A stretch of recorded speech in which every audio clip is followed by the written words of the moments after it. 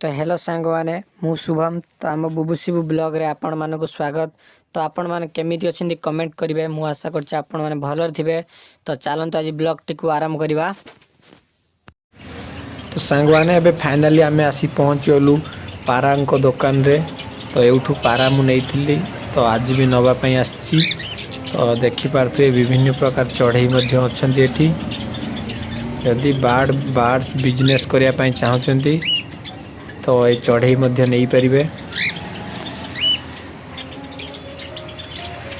यार जुड़ा 2500 टका ये चढ़ईर। ये गोटे अच्छी देसी कपत टाइप रो देखा जाउचंती।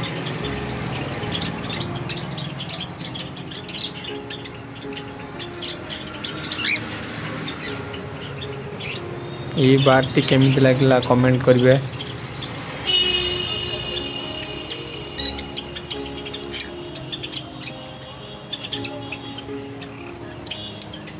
ये शुआ प्रकार देखा जाउचंती।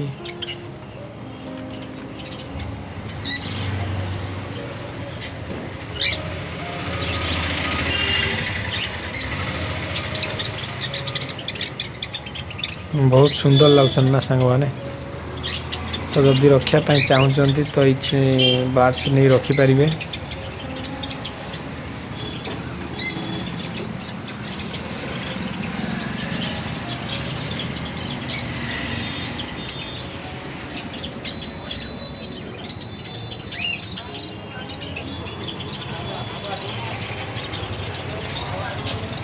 ये मध्य गोटे नुआ प्रजातिर चढ़ई।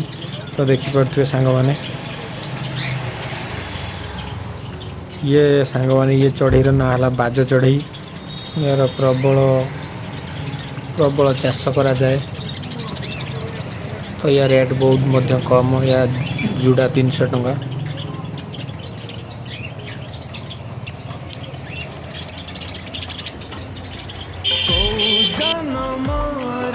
एबे माछ मानक पाखु फाइनल आसीगले।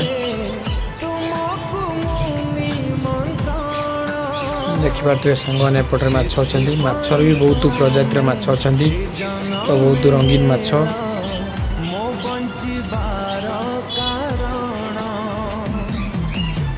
तो मु लोकेशन मध्य वीडियो लास्ट रे दे देमी। तो आपण मान जदि चाहउचंती आसिकी एठी नहीं परिबे। यदि बिजनेस करिया पई चाहउचंती तो सही चढ़ई मध्य नहीं परिबे।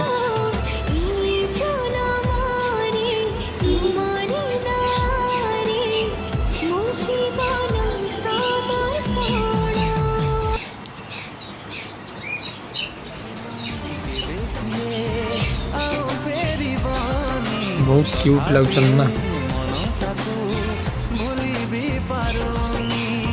माछंको सेटअप करिया पई भी पत्थर अछि रंगीन पत्थर।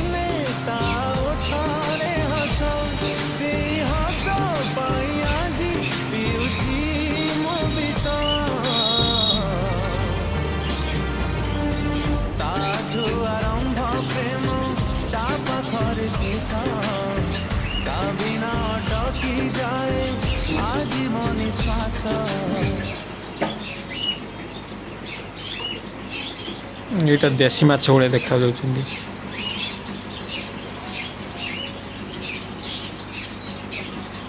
करांडी भाई देखा जाउछंती। करांडी माछ